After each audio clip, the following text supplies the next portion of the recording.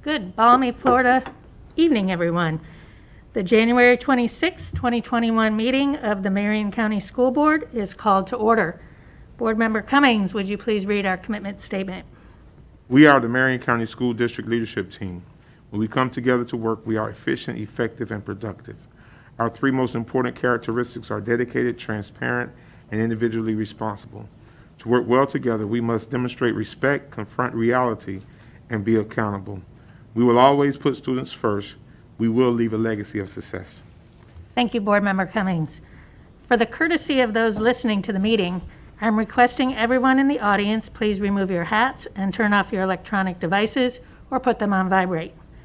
Later in the meeting, up to 30 minutes will be provided for individuals to address the board on matters concerning the operation of the Marion County school system or the school board only.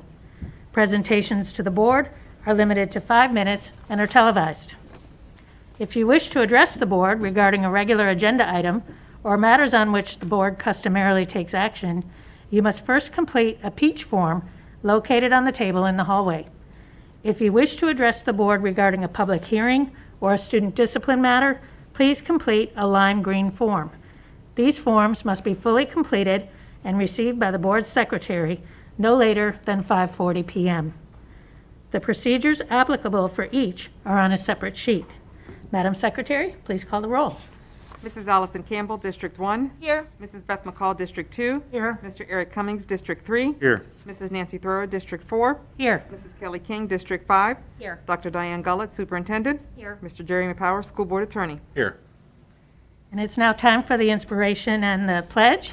We have Ms. Ashley Morgan here, who is the program coordinator for career and technical education, to introduce who will lead us in the inspiration and the pledge. Good evening. Good evening, Dr. Gullett, Chair Thrower, Vice Chair King, school board members, Mr. Powers, and Mrs. Martinez-Lopez.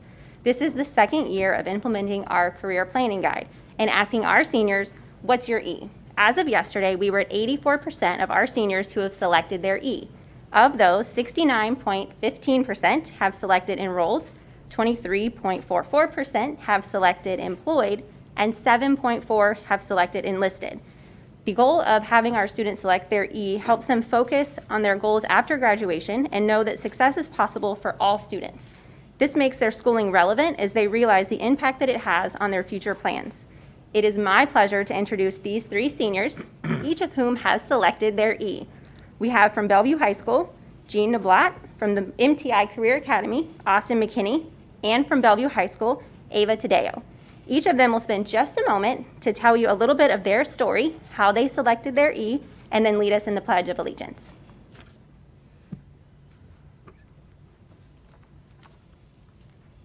Good evening. I'm Cadet Jean Paul Nablat representing Bellevue High School. I hope all of you are staying safe and healthy during this pandemic, and thank you for giving me the opportunity to briefly speak to the board. Now, the way I knew my E would be enlistment, is thanks to the experiences given to me by Marion County and Bellevue High School's many resources for anybody who's wishing to serve. The most significant of which are the Class Air Force JROTC and the ASVAB. Now, sophomores and above, regardless if they are in JROTC or not, have the opportunity twice a year to take the Armed Services Vocational Aptitude Battery Test, or ASVAB for short. This gives us a crucial advantage since we are taking the very same test used for enlisting in any of the branches, essentially letting us take the test firsthand, and that decides what jobs are going to be available for us in the future. And after getting to take the test a total of 4 times, I now have a score that is much higher than what would have been available to me had I not had this opportunity. Another tool that is sadly no longer available due to COVID-related reasons was getting to speak one-on-one with recruiters from each of the branches. In case we have any questions about enlisting, we were able to ask them right then and right there about things like weight standards, limits, jobs, education, basically anything that we had to think about before enlisting. And of course, I would be remiss not to mention My Career Shines, which further affirmed my choice through the various personality and aptitude tests, while also providing me many resources in case I chose one of the other E's. Lastly, the one that had the most impact on me personally was being part of Air Force JROTC. My freshman year, I did not know anybody who went to the same middle school as I did. I was your stereotypical awkward kid in the class who really couldn't care less much about grades. To be honest with you, I was simply happy being the average Joe. However, because of the people that I met in that class who did have that drive and who did want to succeed, I too wanted to be stronger, be smarter, and aim higher. That, along with the support from my teachers, mentors, Master Sergeant Thomas Young and McCormack, I, and many others who have already enlisted, now know what it is that we want to do, and that we want to be the leaders in whatever it is we choose to do after we graduate. Thank you again.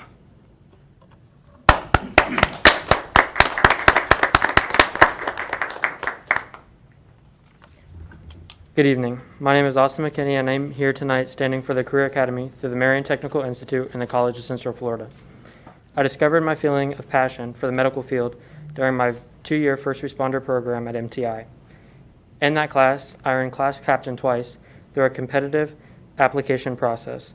If you would have told me a few years ago that I would be at a school board meeting, giving a public speech and pursuing a career in such a competitive field, I would not have believed you. The first responder program, as well as the Career Academy, has taught me valuable skills such as teamwork, dedication, and leadership. The Career Academy has given me the opportunity to not only receive my emergency medical technician certification, but has also allowed me to receive many others. With the opportunities that the Career Academy has given me, I was able to find that not only will I be choosing enrollment as my E through the My Career Shines Planning Guide, but I will also be choosing employment. After graduation, I plan to work as an EMT and will continue on pursuing my education to earn a Master's of Science degree in nursing. The Career Academy has allowed me to have a very flexible and balanced schedule to support a 4.0 college grade point average, as well as a job working as a pharmacy technician in the Publix pharmacy. Programs such as the Career Academy and career and technical education have opened many opportunities for not only myself, but as well as my peers. Programs like these are what make Marion County stand out from others because career programs like these are not found very often. They give students the chance to go straight into the work field with the needed certifications and help the community stay above poverty. Opportunities like these are once in a lifetime, and it's an educational experience that makes school enjoyable and higher education affordable for students that do not have income to continue their education. I would like to personally thank you on behalf of myself and my peers for the educational opportunities that have been provided for us, and we hope that you will continue to offer programs like these in the future. Thank you.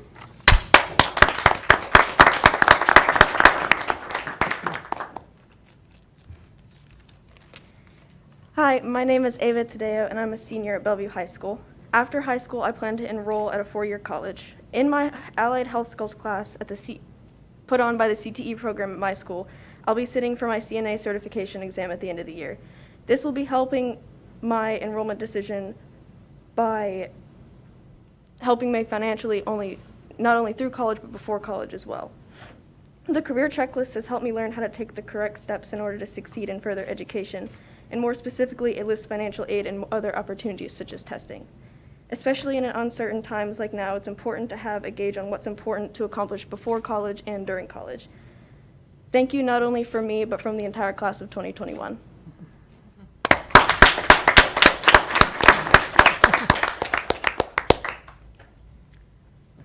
Please join me in the Pledge of Allegiance. I pledge allegiance to the flag of the United States of America and to the republic for which it stands, one nation, under God, indivisible, with liberty and justice for all. And don't go away, please. I'm sure the board has some comments and compliments to give to all three of you. Absolutely. I'll start. Congratulations. It is wonderful to see that our E's are working. Yay. We're getting an A in E's. And that you have a direction and that you know where you want to go. And that's just remarkable. You're all three outstanding young people. I know whatever you do, you're going to go far. And I think maybe I see some parents in the room. And parents, thank you, because One of the reasons they are outstanding, a very large reason, is because of you. So thank you. Good luck, kids. Come back here, by the way, and work here. We'll have jobs for you. I too want to say, I'm so proud of what you're doing. To be coming out of high school, especially in a time like this, and to have a direction, knowing where you're going to go. So I want to encourage you to stay focused on what your plans are, whether it be enlistment, enrollment, or employment. And again, as Ms. McCall just said, we are always hiring. So come back to Marion County. It's a good place to live. So congratulations, kids. Your futures certainly are bright, and it's great to see that you have a pathway and a plan for what those futures look like. Always aim high, and it sounds like you already have, because you've already gotten to where you are as graduating seniors coming up. But continue to set those goals and continue to put plans forth in what the next goal will be and what the next step will be. Don't stop dreaming now just because you've attained what you've already accomplished as a graduating senior. But you guys are, I like to say that the future is bright for Marion County, knowing that we're going to be in your hands. So thank you very much for coming and being a part of this, for being willing to come and share your stories and to share the experiences that you've had, because as Ms. McCall and Reverend Cummings said, our E's are working, and so that's exciting for us to see. The future is bright for the rest of those that are coming after you as well. Thank you. Yes, congratulations, and thank you so much for sharing your experiences and where you thought you were and where you're heading. And it's really great to see that you guys have a direction rather than just floundering and being like, well, what am I going to do next? You guys know. But you guys seem to be smart enough to know that sometimes even if you have a direction, it may move or whatever. But I think you guys are with it enough to know, what that may or may not look like in your future. So best wishes in all that you do. Yes, thank you. And when school is relevant to you and to any student, what you're doing, it feels like there's going to be a transfer and a translation to the real world. That's when adults start making sense, right? And you've got, Ms. Morgan behind you, who is our program coordinator for career and technical education. You have Mr. Vianello, who is our deputy superintendent, who is all about, career education and technical training. So this is something that Marion County Public Schools just is so passionate about. And the reason why we're so passionate is because of the stories that we hear from students of how positively it affects your life trajectory. So congratulations, and there's nowhere to keep going but up. Take care. Come back and see us. Let us know how it's going. Thank you. And thank you, Ms. Morgan. All right.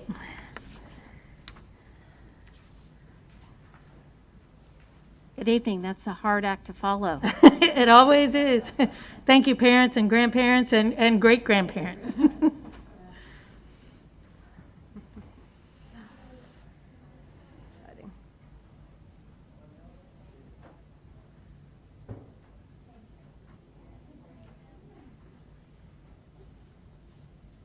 Okay, Superintendent Cohen. Thank you, Madam Chair, members of the board. Our future is indeed bright. I just have to say that. I recommend approval of the agenda for the January 26th, 2021 school board meeting with the materials in the board packet, those materials distributed to board members at the meeting, and the audio recording included as part of the official record of the meeting, with the exception of items C11.1 and C21.1 that have been placed under discussion, and C9.1 that has been withdrawn completely. May I have a motion on the superintendent's recommendation? So move. Moved by Cummings, Second. second by Campbell. All those in favor say aye. Aye. Those opposed, like sign. Passes unanimously. May I have a motion to approve the minutes for the November 10th, 2020 school board meeting? So moved. Moved by McCall, second by King. Are there any additions or corrections to the minutes? Seeing none, all those in favor say aye. Aye. Aye. Those opposed, like sign. Passes unanimously. May I have a motion to approve the minutes for the November 17th, 2020 special school board organizational meeting? So moved. Moved by Campbell, Second. second by Cummings. Are there any additions or corrections to the minutes? Seeing none, All those in favor say aye. Aye. Aye. Those opposed, like sign. Passes unanimously. May I have a motion to approve the minutes for the November 17th, 2020 Board of Directors Leasing Corporation meeting? So moved. Moved by McCall, second by King. Are there any additions or corrections to the minutes? Hearing none. All those in favor say aye. Aye. Those opposed, like sign. Passes unanimously. I will now ask the school board's attorney to explain the rules governing persons who wish to address the school board tonight. Attorney Powers. Thank you. In compliance with sections 286.0114 of Florida statutes, the school board has adopted uniform procedures for public speakers who wish to speak at tonight's meeting, either regarding one of tonight's agenda items or a matter relating to the operations of the school district. These procedures will ensure that the public has a reasonable opportunity to be heard on school board and school district matters. A written summary of these procedures is available from the table in the hallway. Public speaker forms are also located on the same table. The completed forms were due to the school board secretary no later than 5:40 p.m. Tonight's speakers will be called prior to the business portion of the school board's meeting in the order of receipt by the school board secretary. Before you begin speaking, please state your full name and address for the record and spell your last name. Each speaker will have 5 minutes of time. However, if there are more than 5 persons who wish to speak, the board may seek consensus to limit each speaker's time to 3 minutes. When the speaker has 1 minute remaining, the speaker will receive a visual notice to complete his or her comments. Speakers may not yield their time to other people. Speakers and meeting attendees are expected to conduct themselves in a respectful manner. Therefore, verbal attacks and profanity are strictly prohibited.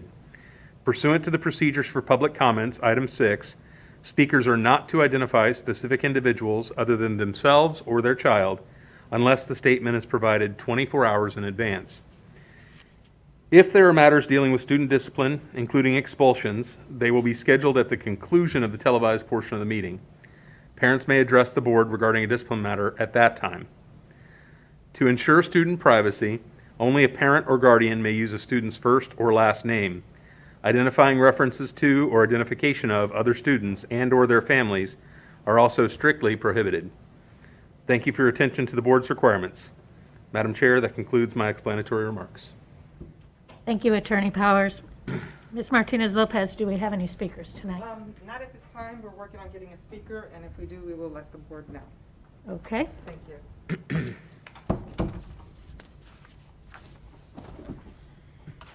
May I have a motion to approve consent agenda items C6.1 through C23.1 with the exception of C11.1 that has been moved to discussion and C9.1 that has been withdrawn completely.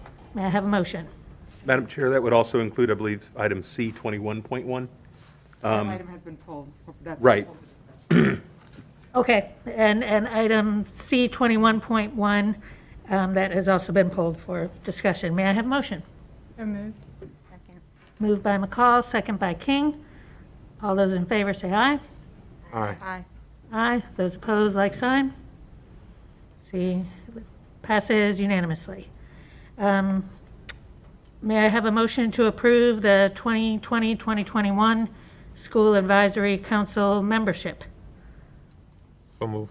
Moved by Cummings. Second by King. Ms. Martinez-Lopez, you have something to address regarding this item? Yes, that has been placed under discussion. We have Board Member Campbell that has recused herself from that since she is on the packet. Okay, thank you very much. So the rest of us will now vote. All those in favor say aye. Aye. Aye. Those opposed, like sign. Motion passed unanimously. Okay, may I have a motion, let's see. So C21.1. Yes. Okay. Approved. C21.1, may I have a motion to approve the personnel items for 2020-2021 fiscal year? I have a motion. Moved by King. Second. Second by McCall. And Ms. Martinez-Lopez, is there something to address on this? Yes, on that one as well, Chair Cummings recused himself because, for the packet, his wife is on the packet. Okay, He'll be thank you. recusing himself. Okay, thank you very much. So the rest of us will now vote. All those in favor, say aye. Aye. Aye. Those opposed, like sign. Motion passes unanimously. All right. Donations. This is always a great part of the evening. May I have a motion to approve the following cash or tangible donations that have a total value of $20,493.76? May I have a motion? Moved by King. Second. Ooh, second by Campbell. All right, we have, I just love this, all of the different items. This first one is 85 hams, valued at $1,521.56 to Anthony Elementary School from Quality Discount Meats. $6,000 to Bellevue High School from Marion County Hospital District. $2,500 to Dunellen High School from their business partner Collier, Jernigan, and Godert, I hope I pronounced that properly, PA, via the Public Education Foundation of Marion County. $3,461.58 to Hillcrest Public School from United Way of Central Ohio via pass-through PEFMC. $2,500 to Marion Technical College from Summer Glen Vets. $2,500 to Romeo Elementary School from their business partner, the Colon Foundation, Incorporated, via the Public Education Foundation of Marion County. Spanish textbooks valued at $1,010.62 to Marion County Public Schools Secondary Curriculum and Instruction from the Canto High School, Citrus County Schools. $1,000 to Westport High School from Walmart Incorporated Giving Facility number 5326. May I have a motion? So moved. Second. Moved by Campbell, second by Cummings. Is there any discussion? Seeing none, all those in favor say aye. Aye. Those opposed, like sign. Seeing none, passes unanimously. Ms. Campbell, would you like to do our thank you tonight? Absolutely. I will second what you said in the very beginning. It's the variety of things that are donated to our schools. I want it to be kind of a reminder to everyone that we will accept lots of different opportunities. If you have things you think would be beneficial in our school system, if it's Spanish textbooks coming from a sister school district, we will accept them. If it's hams to an elementary school, we will accept them. And thank you so much to all the business partners who continue to benefit each of these schools, and obviously the Marion County Hospital District and all they're doing to help build our greenhouses and all of the great things to help ensure that the nutritious foods that our children receive are adequate and exceptional. So thank you so much to everyone in our community who continues to give and who continues to do so much and go above and beyond. We really, really are better because of all of the gifts that we receive. So thank you. Thank you, Board Member Campbell. Ms. Burr, I believe we have our guest speaker now. All right, wonderful. Hey, this is Mark from the Health Department. Can you all hear me? This is Mark Lander from the Department of Health. Good evening, Mr. Lander. How are you? Good evening, Chair Thrower. Can you hear me okay? Yes. Yes. Okay, yep, everyone can hear you. All right. Thank you so much for joining us tonight to give us an update. Absolutely. For the record, I'll just go, it's Mark Lander, Lander, Florida Department of Health, Marion County, 1801 Southeast 32nd Avenue. I want to follow the protocols. Real quick, I'm going to go over, number one, the cases that we're seeing, the activity that we're seeing throughout the county. Since the holidays, Thanksgiving, we had increased numbers. Around Christmas and shortly after, we started getting triple digits up to above the 200 to 300 range. Even a day we're having 400 community cases per day for several days. Right now, we are back down, still in triple digits, but in the 100 to around 170 range with cases per day. Positivity rate is ranging. It had been about 16%. Last week, it was 13%, and it's still holding steady at around 12% within the community. I think what's a little different about this from where we were back in July is in July we were seeing more correctional and facility outbreaks. Those numbers are starting to decrease compared to July's numbers, so we're seeing more community cases. A lot of them, like I said, were due. If you look at the charts 2 weeks, 10, 14, 17 days after specific holidays, you can see increases in cases, letting us realize that a lot of it's family connections, family cases in together. As you're aware, we have started our vaccination program. We are running a joint site with Advent Health at the Paddock Mall. Currently vaccinating this week, Monday through Friday. We do around 700 new vaccinations a day at that site, working down our list of over 50,000. I think as everybody's aware, from the beginning, we had a call system or an email system, an online registration system, and we took over 50,000 registrations in the first 6 days.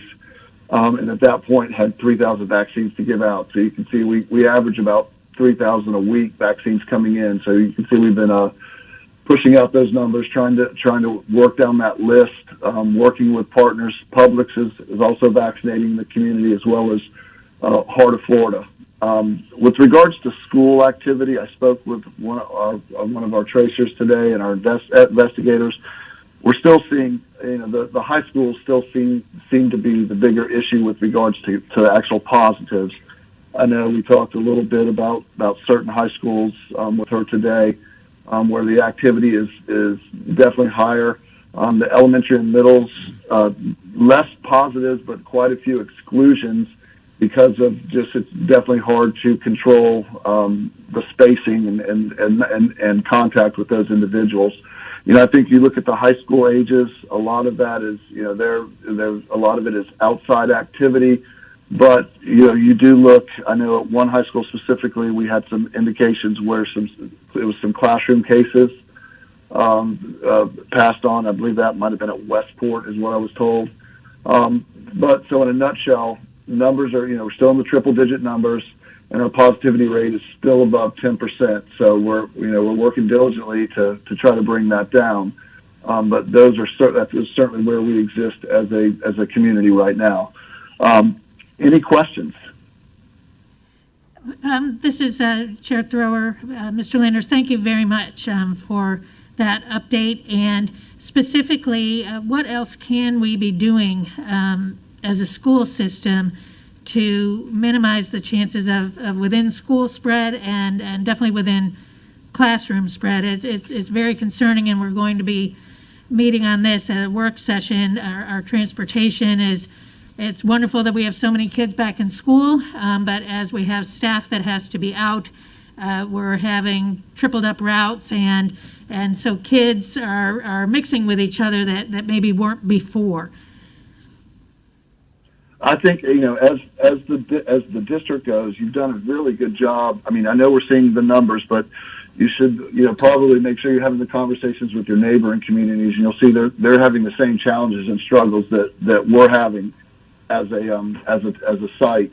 One of the things that we're going to be doing, and I was going to talk about it tomorrow, we've been testing for the schools Monday, Wednesday, and Friday with some shorter hours on Mondays and Fridays over at the health department. We're going to be opening our site up at we're going to move away from the health department on Mondays and open our site up for extended hours for the public, and the schools can come through that at the livestock pavilion. So that'll offer some more testing capabilities.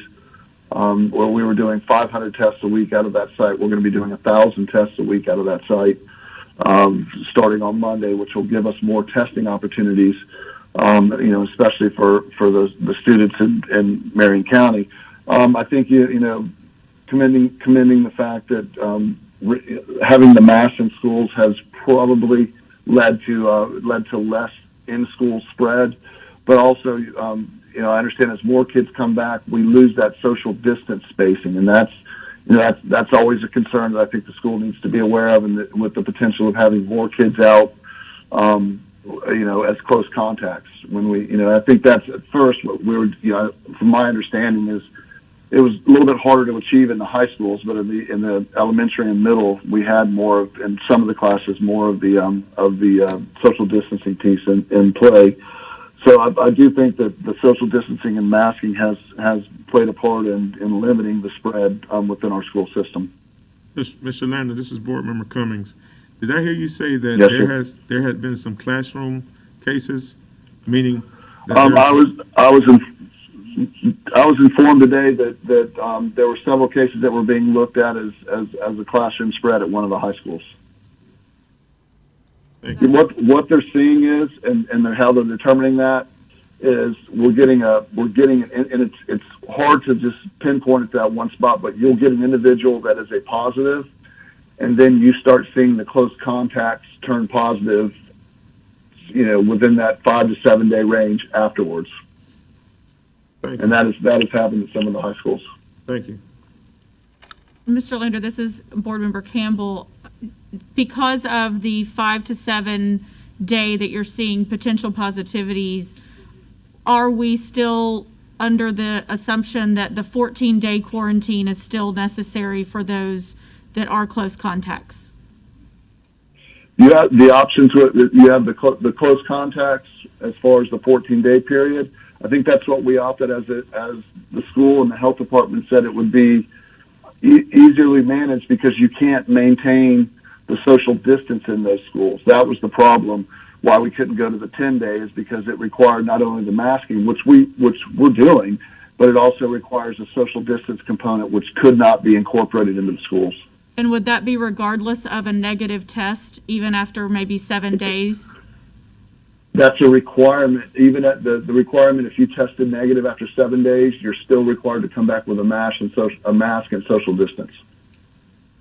It was 7 days with a negative. You can come back on day 8 after a negative test if you had mask and social distancing in place, or on day 11 with a mask for the remaining period. But both scenarios require the social distancing aspect. Can't do the social distancing. And that's what trips us up, Can't do the social distancing. is the social distancing. But we're at the 14 days, correct? Yes, that's correct. And I remember when our discussions, that was the issue, is we couldn't guarantee the social distancing. Right. It's so important for the community to be hearing this, those that are tuning in, because everyone at some level has COVID fatigue at this point. We want it to be over. We want all of our employees to be considered essential. Just because you're under the age of 65 doesn't mean you don't have serious health conditions or family members at home that do. And anything that happens in the school system has a profound effect on the community. So we will be reviewing a draft letter tonight to the governor to continue to plead that we begin to get prioritized as school employees. Everyone counts on us and to be functioning smoothly. So those are some of the concerns. The mask wearing there's a lot more compliance at the elementary level. Middle school kids can be pretty famous for having their mask up, and then as soon as an adult isn't looking, well, down it goes again. And so we're going to have to problem solve more around that. It's incredibly important for parents to, as you said last week, Board Member Cummings, to make it very clear to their kids that this has not gone away. It has accelerated since winter break. And if we really want this to end, we really need to do what we know we need to do. The 3 simple things: wash your hands, wear your mask properly, and social distance when the rest of whenever possible. And that's, like I said, and that's the tricky part, is because we know it's, as more come back, you lose that spacing and social distancing, but it's still key that they're in. I think about, there again, wearing that mask has been a positive for reducing the spread of this virus.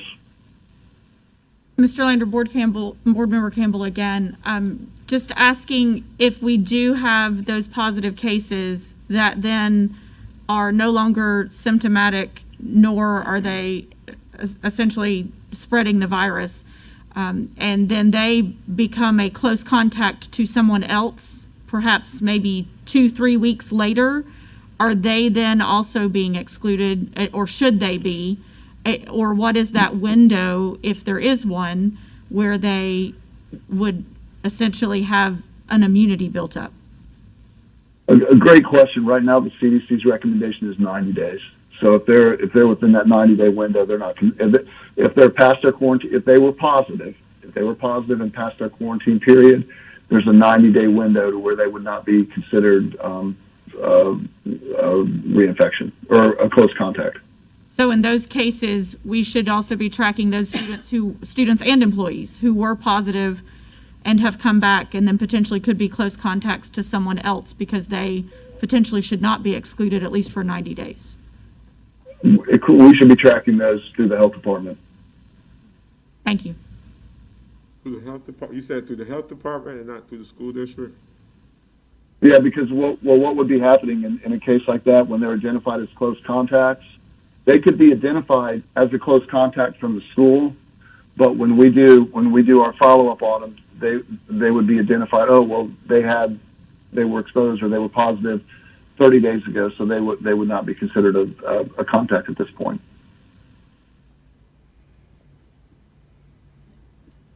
Any other questions or feedback to Mr. Lander at this point?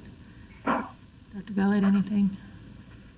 Thank you, Madam Chair, members of the board. Mr. Lander, thank you for joining. And so I just want to reiterate that last point we've talked about, to the communication and the extra staff, and to reiterate publicly that is why we rely on the Department of Health to do contact tracing, so that all the information is available to address the questions that I'm hearing.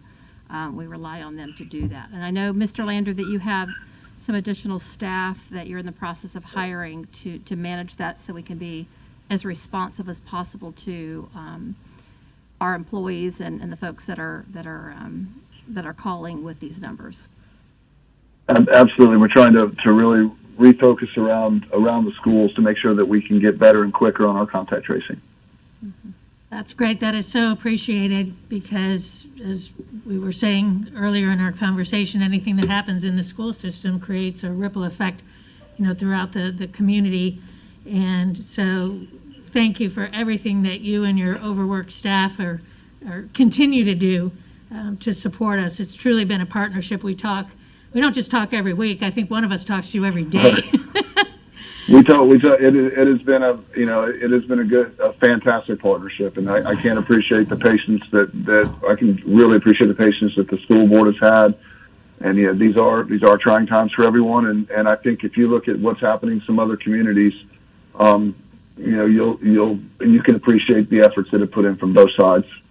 Yes. And when the vaccination does start flowing in greater quantities, hopefully we can think outside the box too, and not have a bottleneck of now having enough vaccine but not enough people to inject it.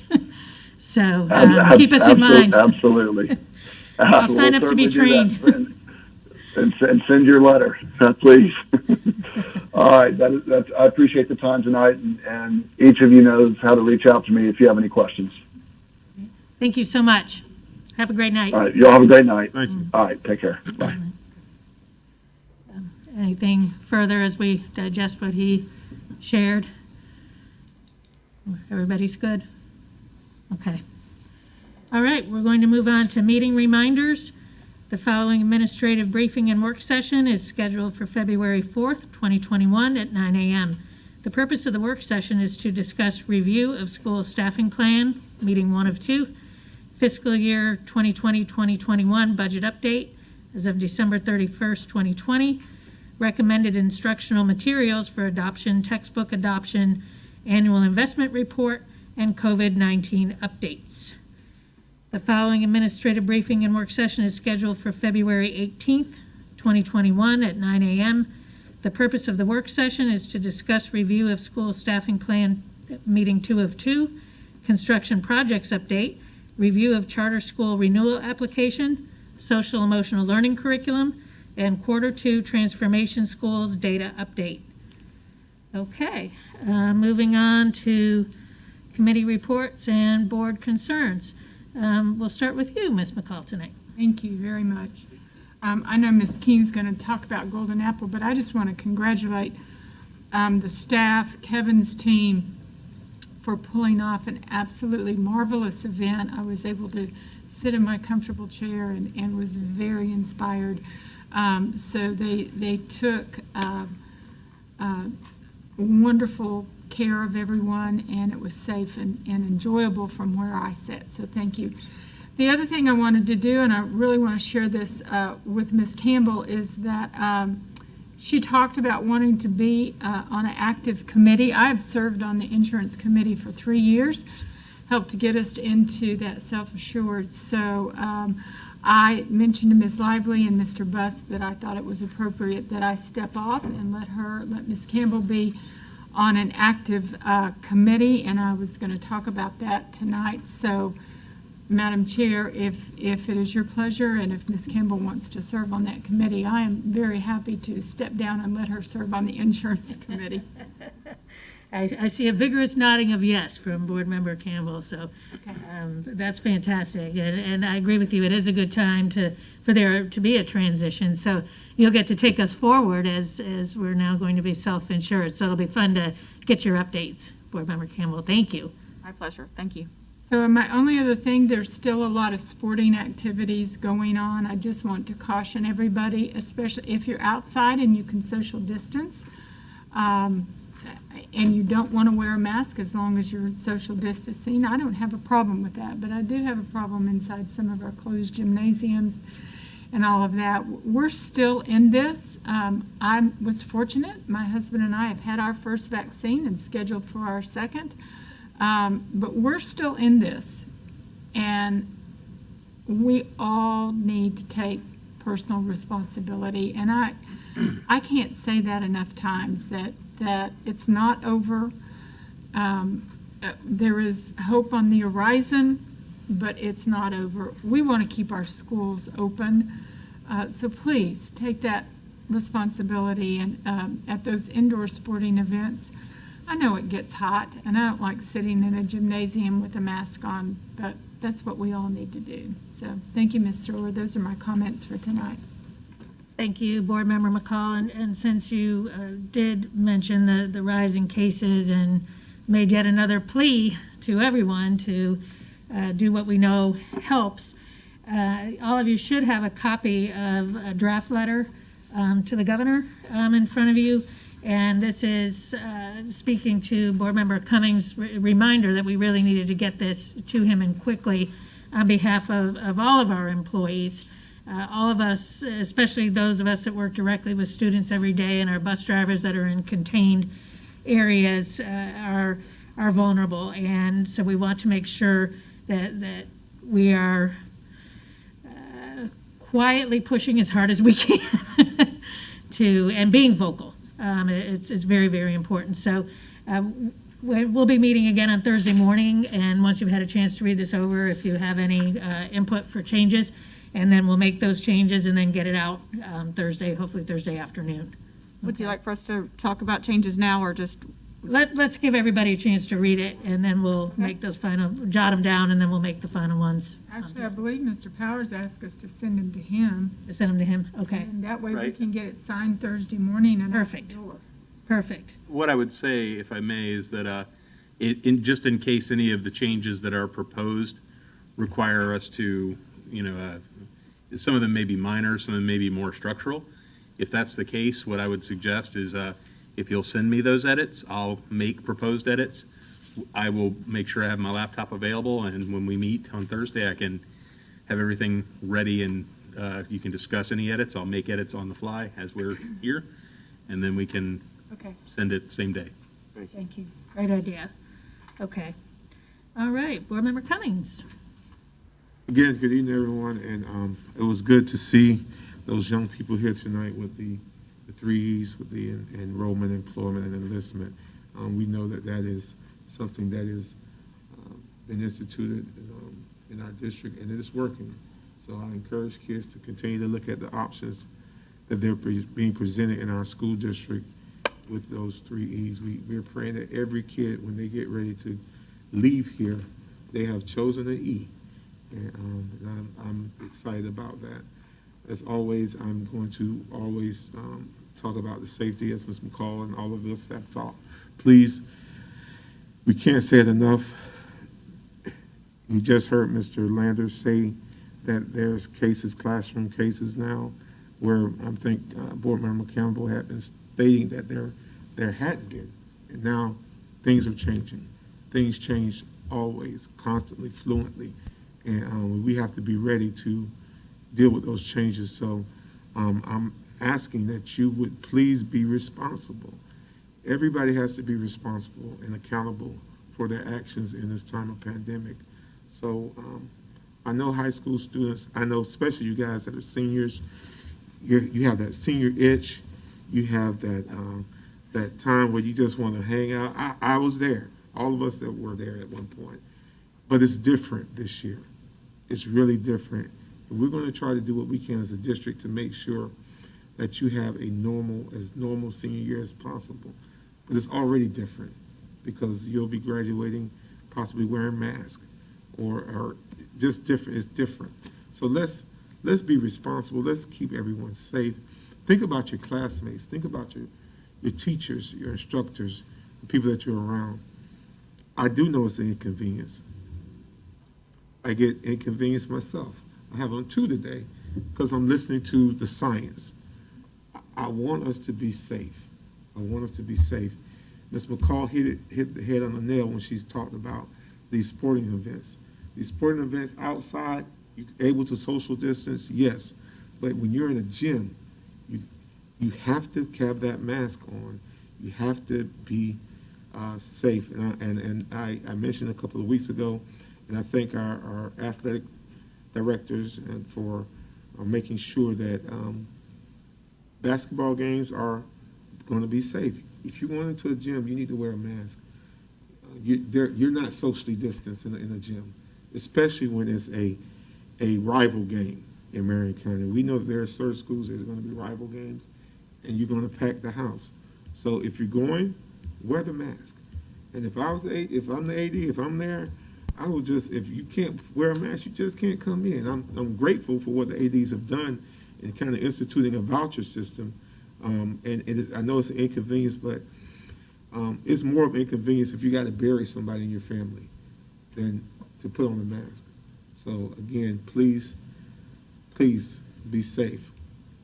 And then to our staff, I hear all the time from our staff about buses, custodians, all those types. I know we're going to talk about our transportation this Thursday. Our teachers, our staff. Listen, I know there's frustration in a lot of areas. However, we are doing a wonderful job in trying to keep people safe and being safe. I know that sometimes it may seem like we're pushing you to do more and do more and do more with little. Please understand that we don't take anything that you're doing for granted. We appreciate and thank you for the efforts that you do on a daily basis, the things that you do that go unknowing to a lot of people. It's because of the work from our staff, and I'm not just saying teachers, all of our staff. It's because of the hard work that you do on a daily basis that people don't see is why we are in as good a shape as we are. So I know Dr. Gullett kind of gave a challenge on yesterday, and it was not to belittle anybody, but it was to encourage us to stay the course, that we have a job to do, and I want to encourage you and let you know that don't get frustrated. Just keep hitting at it. Keep hitting at it. What was the story that we all had to read when we were a kid? The little engine that could. I think I can. I think I can. I know we can. As a district, I know we can. And if we just keep pushing at it, we're going to hit the mark. And we're going to be one of those successful school districts, as Dr. Gullett said in her video, and know that we appreciate everything that you're doing. We know the extra hours, the extra things that you have to do to teach in a different culture that we're in right now. So, but we truly appreciate everything you guys are doing from the top to the bottom. We appreciate you, and so just keep saying, "I know I can. I know I can." We're heading up the hill. We're heading up the hill. Thank you. Thank you, Board Member Cummings. Board Member Campbell. It's interesting that Ms. McCall and Reverend Cummings both touched on athletics, because that was something I was also going to touch on just a little bit. I will let you all know that this morning I signed information for both of my middle school scholar athletes that they had to have a parent sign something that said parents understand if they're attending events they have to be masked, and that the students on the benches have to be masked, and all of that, and parents have to sign off on that just like the students. So as a parent, obviously I said absolutely, and if any parent feels that's an inconvenience, it's what we're doing to make sports go on. So please be grateful that we are doing whatever we can to ensure that sports are continuing. And as a school board member, I certainly want to see, exactly as my fellow school board members said, that then is enforced. So when we are in crowded gymnasiums, or even not crowded gymnasiums, that we are still wearing masks, because frankly, it is school district policy that any school district building has every occupant in it with a face covering. And so ensuring that we are enforcing that, however inconvenient that may be to the enforcers, but that we are enforcing that, is just going to help us continue with this and continue to go on. Just a couple of other things. I think our discussion with Mr. Lander tonight was very pertinent and powerful. I have seen quite a bit of chatter online on social media from parents who are frustrated that their children have been dismissed from school 2 or even 3 times for 14 days at a time, and their student still hasn't had a positive. However, now that we have, as Reverend Cummings also said, now that we have had a positive confirmed case, at least that's the way Mr. Lander made it sound as of today, that has been a classroom transmission, that is a change from what we had for 6 months.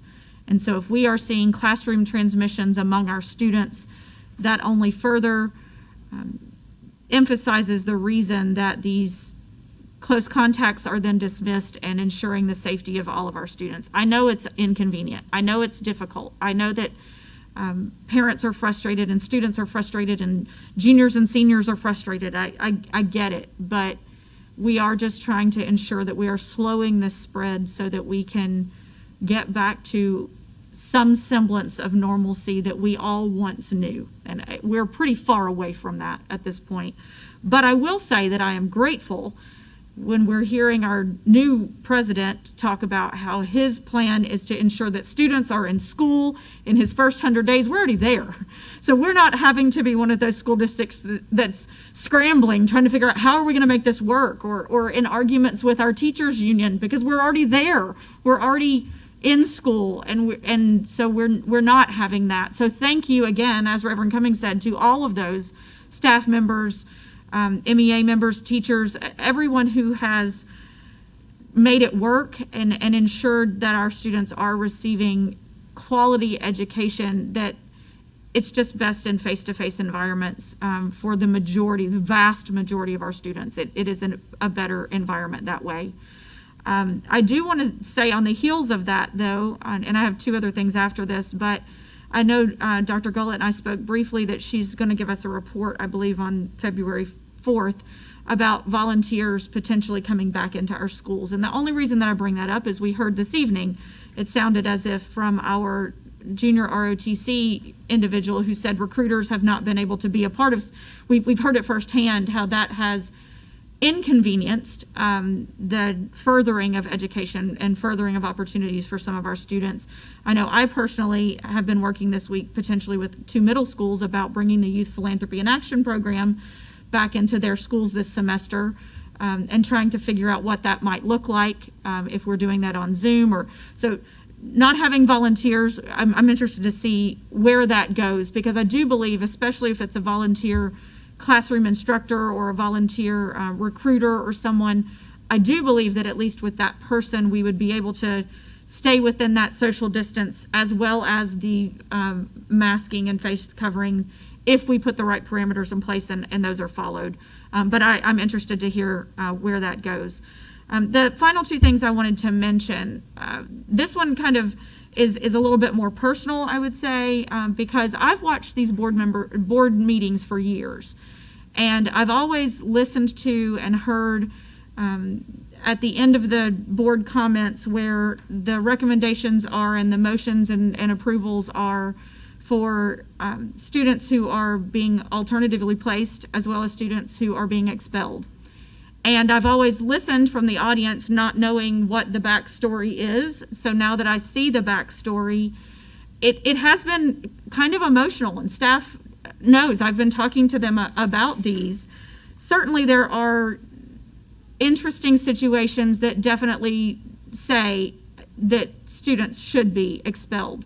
The ones that cause me concern, or at least trepidation, or just a pause, I would say, are those in middle school, especially those sixth graders. And the reason, frankly, is because when I was in sixth grade, I was in elementary school. So when I was an 11-year-old sixth grader, I was in elementary school, as were probably all of you. And so because we have shifted things to the middle school model about 25 years ago, now an 11-year-old sixth grader is now treated like an 18-year-old senior, according to the way our student code of conduct looks. And so that, just for me, just causes me question. I certainly understand when there are egregious offenses, absolutely, regardless of your age, even to some degree. But those in middle school, I just have to ask, and please understand that whenever we see these, that we are looking at them and we are taking into account everything that has happened. But whenever I look at them, I'm first of all grateful for the work that was done several years ago, I understand, to at least make elementary school students in a different kind of category, I guess, than secondary. So at least secondary is looked at a little differently than elementary, because certainly a third grader is going to do something very different than a senior in high school. So I'm grateful for that. But I don't know what the answer is. I just think that I wanted the public to know that it is a difficult decision anytime you have to alternatively place or expel a student. And I think that we potentially could look at that a little differently moving forward, as the student code of conduct is reviewed on an annual basis. And finally, the school choice application deadline is approaching. As those who have middle school students and or those outside of the district, you probably have seen or heard the information about that school choice deadline is approaching on Sunday, January 31st. My rising high school student and I completed his last evening. So please ensure that you are getting those applications in, and those who are not currently Marion County Public School students at private middle schools who need to be making high school decisions, please get your applications in by the 31st for consideration in those programs. And that will just help Mr. Ayers in the school choice department do his job most efficiently. That's all. Thank you. Can I say one more thing? Two more Yes, things. thank you, Board Member Campbell and Board Member Cummings. Thank you, Ms. Campbell. You kind of jogged my memory on two things. Both of these things. The discipline. You mentioned discipline, expulsions, and those types of things. And we are in a truly, school is not like it was when we were kids. And I thank you for letting the public know that we do look at these on an individual basis. We do get the package from Mr. McAteer, and we're able to look at different things. We sit here, a lot of things are done off the air when it comes to those types of things, but for the public to know that we don't just stroke the pen and say the kid is gone. We actually review documentation, so there's a lot going to it, and none of us want to see a kid in a bad situation, but we have to do what we have to do, because that one kid could be hindering 25 other kids from doing something or studying their growth. And the thing of understanding this, because I come from a correctional type background, law enforcement, the goal of any discipline is not to necessarily punish the kid, is to get them back on the right track so that they can get back focused, and to not make it be a lifelong penalty. But there has to be consequences for people's actions. And thank you for reminding me to say that, because you're right. Sometimes the public doesn't think that we are looking at anything, that is just a rush to judgment, and it's not. It's really not. And then I need to be the grim reaper for those kids, those students, those Marion County students that haven't done what they're supposed to do. Parents, if you did not know, report cards went home last week. And some kids have not turned in their report cards to their parents yet. Or you have not checked on the site for their report cards. So parents, please don't wait to the last minute, especially you parents who are seniors. Don't wait till the last 9 weeks or the last 2 days before graduation to find out that your kid's not where they need to be. Jump on that now, because you can call all of us if you want to. 2 days before graduation, we can't pass a test for them, and we can't put them in the graduation road. So please, get with your kids. Stay on top of their grades. No news is not good news. Exactly. Thank you, Board Member Cummings. Vice Chair King. Yes, that is true. Sometimes no news, not good news. That was a good. Exactly. And you know, what you're saying is extremely important, Mr. Cummings, because lots of times we talk about partnerships with community, like our businesses and stuff, but actually we are partners with parents. We need your partnership with your parenting, because your students will not be successful without you, and we recognize that. And if we could just learn as a community, as you know, our education and the parenting, if we can mesh those two together, it's probably unstoppable what our students can do. And I'm going to move on with how things changed quickly, because last Thursday our chairwoman was going to attend our Golden Apple event, and then Friday afternoon I received a phone call that I think you had a family emergency, and I hope everything's okay there. But I will share with you the wonderful event that we had. As usual, Mr. Christian and Judy Zanetti and her team did an excellent job. It appeared that everything went off without a hitch, except for, I think, mine and Dr. Gullett's head in your view for a little bit, but we quickly resolved that.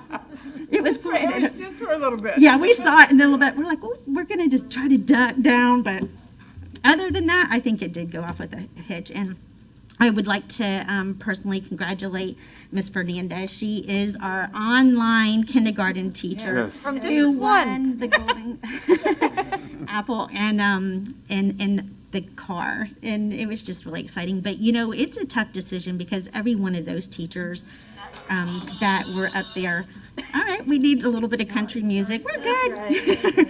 Great leveler. It is. We need that. But congratulations to all. It was a wonderful event, seeing everybody dressed to their nines, and it was just a very special night, even though it wasn't as large as usual. But it was wonderful. So thank you, Kevin. And then also, is that Willie Nelson? Was also Ms. Zanetti's last one, as she will be retiring next month. So I'm sure maybe we'll hear from her in the future. I also, last week, it was recognized at the end of the meeting, but I didn't personally get to say anything, but I would like to thank Mr. Powers, you and your legal team, for saving this district $25,000. That is nothing to turn your head at. I mean, that's amazing. And if we could just find that in other places in our district, that would be wonderful. But Terry and Keisha, and I know they have worked hard, and I think we're just very appreciative for that. And since we did have our conversation with Mr. Landers earlier, I would like to also note that if we have any veterans in our district, whether you're 65 or younger, if you have received care at the VA, pay attention to your emails, because they have been sending out emails that you fall in that category, that you can receive your COVID shot. So I personally happen to know, be married to somebody that has You're received very close that. to a veteran. Very close to a veteran that knows that. So just, keep your eyes open, pay attention to that. Yeah, it is good. And that is all that I have for this evening. Thank you. Thank you, Vice Chair Thrower. Dr. Gullett. Thank you, Madam Chair, members of the board. A few brief comments. Would like to start with February 4th. You mentioned this already, and yes, we will provide, and you'll see it, the additional item added to the agenda. We'll provide COVID-19 updates, and that includes an update on recommendations from the reopening committee, who is reconvening. I believe, Board Member Cummings, I think you're sitting on that as well, representing the board, and looking at some recommendations that are going to come forward. We will also include recommendations and updates on the spring events that we've talked about here before. prom, and graduations too, because it's going to be February very soon. So you'll hear an update on all of that. So you'll have an opportunity to get to ask some questions and get some of those addressed. I'd also like to recognize students, much like we saw earlier tonight. This is why we're here. And on Saturday, I had the pleasure to join Mr. Albright with the Tax Collector's Tag Art celebration. And I thank Mr. Albright, I thank Mr. Hall and the whole team there for allowing the opportunity for our fifth graders to participate in the art contest and for students to come forward with their families and be recognized for their talent. A lot of the students that, they have a natural ability, and we know that the arts, those students who are involved in the arts and school research supports that they're going to be more successful in student achievement in other areas, right? And it's just such a pleasure to be able to recognize students that might not otherwise have that recognition, on a day-to-day basis. And they were just, they were excited. They received lanyards and certificates, and those who had tags recognized by different partnerships in the community received a nice presentation. Our teachers were also recognized in the work that they're doing to support our students. So just it's a great celebration of our students and our staff. Also want to say thank you for the Golden Apple celebration. As you mentioned, Board Member King, it was a fantastic celebration. Congratulations again to Ms. Fernandez and all of our Teachers of the Year, but also to all, it's a great representation of all of our staff. We have great teaching going on every day in classrooms all across our district, and I think they're just great representatives of all the great work. So want to thank everybody, thank the Public Ed Foundation for all the work they did and being creative. And I think it was very meaningful, very focused on why we're here. And last but not least, I also want to echo what has been shared already by all of you. Thinking about as we go into February, we're getting close to a year of this pandemic. And a lot of the talk out there in the public has been 2020 is over, 2020 is over. And there's almost this feeling like 2021, everything was going to be all better and it was all going to be gone. And that's simply not true. We know that this is a marathon. There are still unknowns in the future, to your point, Board Member Cummings. And I feel the heaviness that our staff is facing. I want to share that with them publicly. I know too, and feel the endurance race that we're running. And we were leaders in the pack. Board Member Campbell has recognized that in having our students back in the building. We knew that across the state at the time. And we've continued on that path. We've continued to persevere. And there's that fatigue that really has set in. And I just want to recognize all of our employees for the incredible endurance race that we're running together. Deeply value what's happening each and every day. And to the video I shared about and shared publicly Friday, we're not letting the pandemic define us. We're very mindful of this being very real. But we're also setting our sights on where we're going, right? That it's because of our employees. It's because of our dedication of our team that we are going up the hill. But we're doing this side by side with everybody. So I just want to recognize and place value on each and every person and the tremendous work that you're doing every day. We know, we sense that frustration and not being able to give perhaps all the answers that we want to be able to give. I also want to say very publicly that we are advocating publicly and privately on behalf of, as a superintendent, I'm on calls regularly. We're pushing through that way. We're pushing as a board to say we value every single employee, essential workers on the front lines. And so I just can't reiterate that enough and thank everybody for their valiant efforts and looking ahead and forward. And we don't know how long this is going to last, but we won't let it define us. We will persevere together. We're all in the trenches together. And we're here to help shape and adjust and continue to listen and be as agile as we can during this time. But hang in there with us.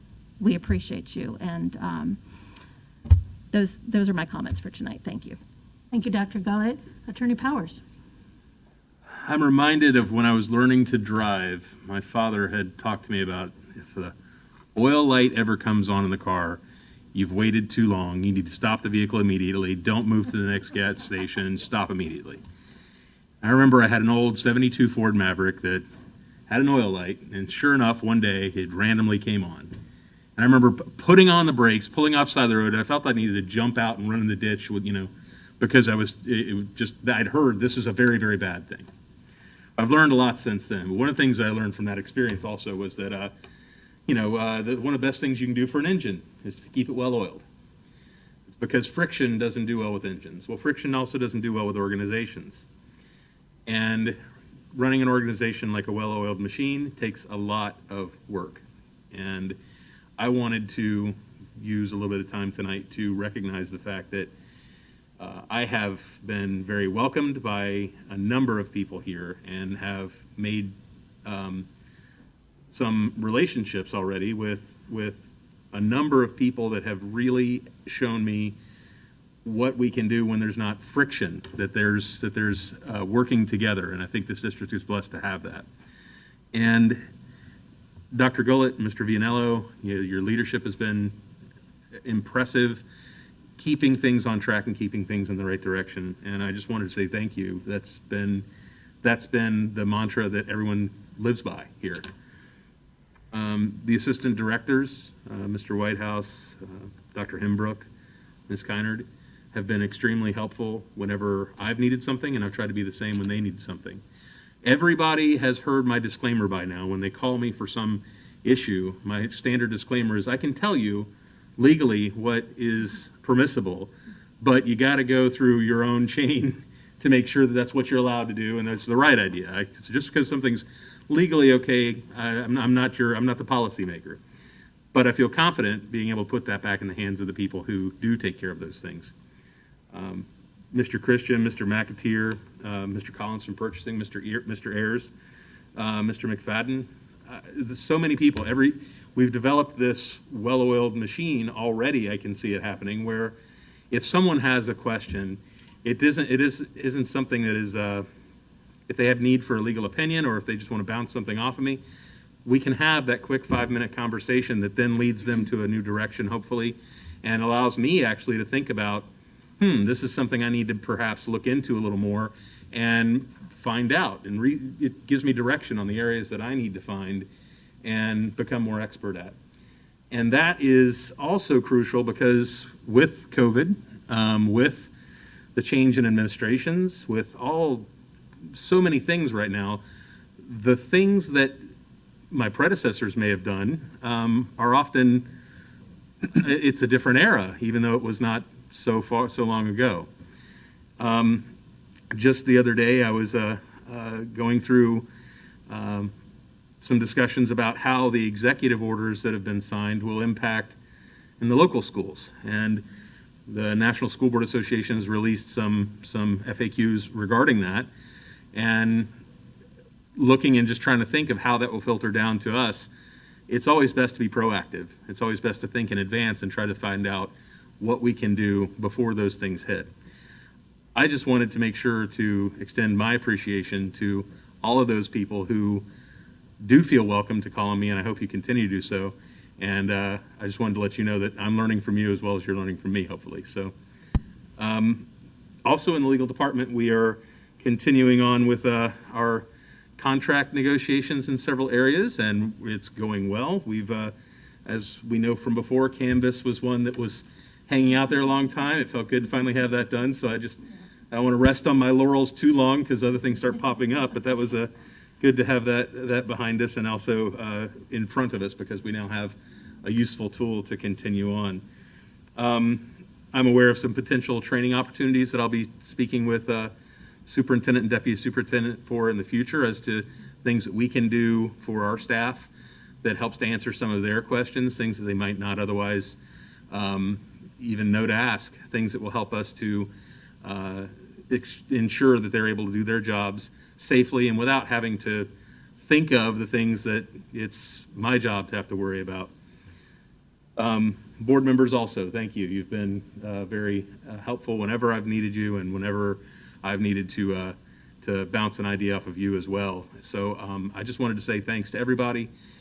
No other particular things that I need to discuss from legal other than to say that I hope this continues. We're in a good vein, and I'm very appreciative of all of you. Thank you. Thank you very much, Attorney Powers. Ms. Martinez-Lopez. Yes, board members, if you could please look at your calendar. I will send an email out with these dates, but if you can tell me what date might work the best for you. This is in regards to the board, master board form reinstatement.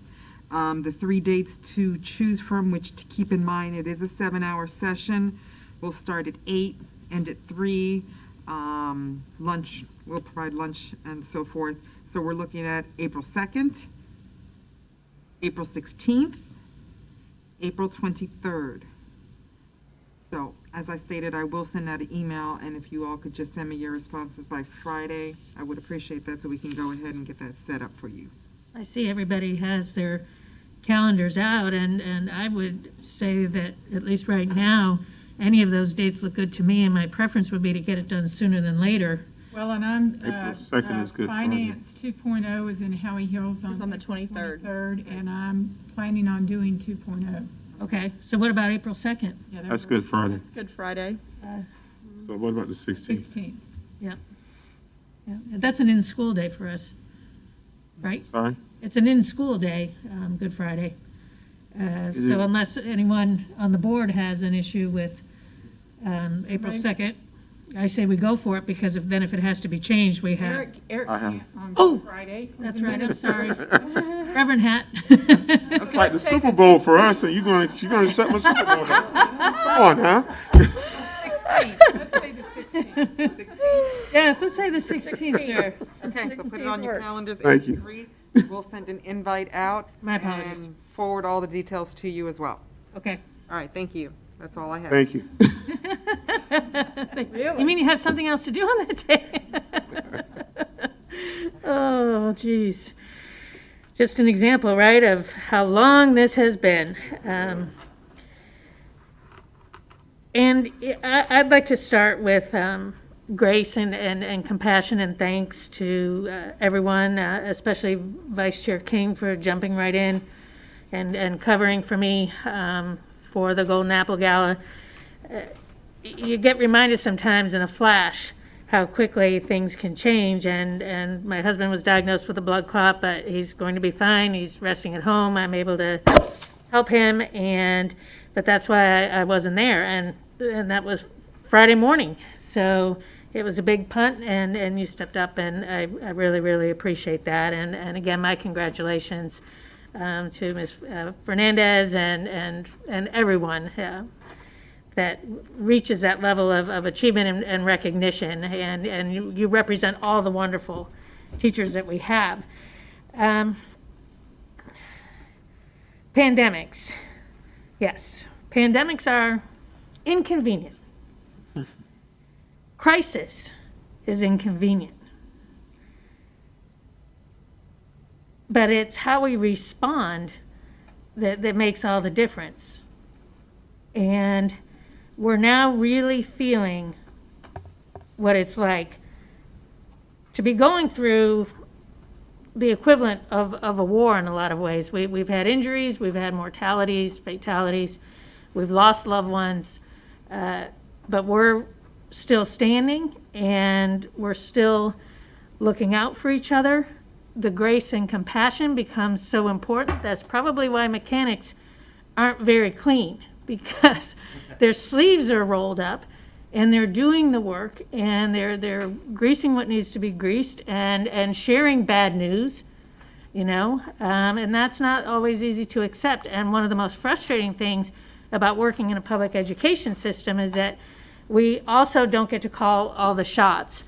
And I'm very concerned about our teachers whose evaluations, their testing implications, and what this year is going to serve to them, and is the grace and compassion that we are working so hard to extend to our employees is that grace and compassion going to filter, all the way down from the very, very top? We have had a change in leadership, so we'll see what that does. And so all we can do is continue to pull together, to point out the areas that are of concern and that need to be improved. But from my visits to the bus compounds this week, I already have a list of suggestions that most of them are probably going to be very helpful and definitely worth discussing. So when we all kind of take a moment to walk in each other's shoes, all those sayings really begin to get real, because sometimes decisions are made and when you don't have all the background, you can be like, well, why did they do that? Well, when you peel back the layers of the onion, there is almost always a good explanation. And then when there isn't, that's where the relationship building comes in. And you feel comfortable coming up with a different idea or a different perspective, or have you thought of this? Have you thought of that?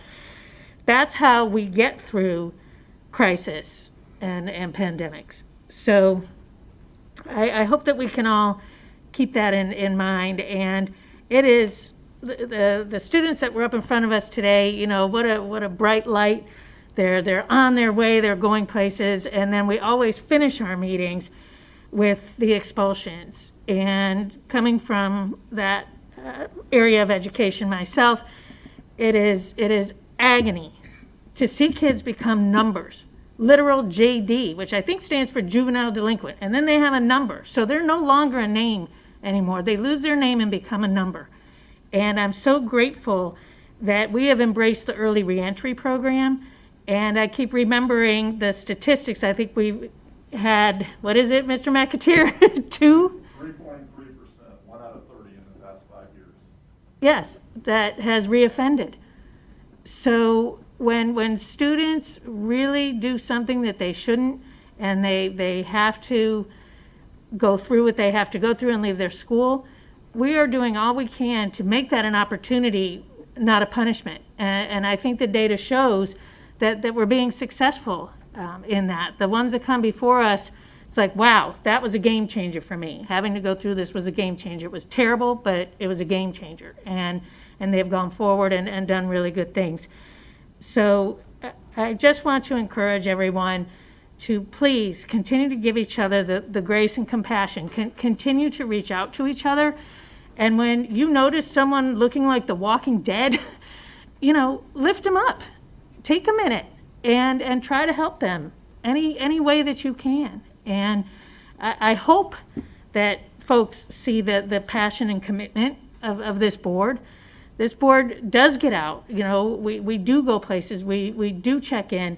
A lot of us have a big Facebook presence where people reach out to us, instant message, text, whatever it is. And we really do want to be part of the solution, and we want to know what's going on, and we want to celebrate with you joyfully when we all rip our masks off and burn them in a socially responsible way. So thank you, everybody, for continuing to hang in there. We will get there. We will get through this because we have no other choice. The kids are depending on us. And so we want our teachers to feel supported. We want everyone to feel supported. And please know that there are multiple levels where advocacy is happening. So please continue to take good care. Please continue to wear your mask. Please continue to wash your hands. Please continue to social distance. And please continue to make sure your kids do the same. All right. Thank you so much. I think I worked up a sweat on that one. Okay. Now we will go to student disciplinary matters. Worst part of the night. Before addressing expulsion matters, I wish to acknowledge that board members have received the alternative placement list for students through January 4th, 2021. Ms. Martinez-Lopez, are there any parents who have submitted a timely request to speak on their child's disciplinary matter? No, ma'am. We'll be doing early reentry off air. Okay, thank you. May I have a motion to approve the expulsion of students JD21-005, JD21-017E, JD21-018, JD21-019, JD21-020, and JD21-021, with educational services for the remainder of the 2020-2021 school year and the first semester of the 2021-2022 school year. May I have a motion? Moved by King, second by Cummings. Any discussion? All those in favor say aye. Aye. Aye. Those opposed, like sign. Passes unanimously. This concludes the televised and business portion of the meeting. We will take a short recess at 6:56 and reconvene.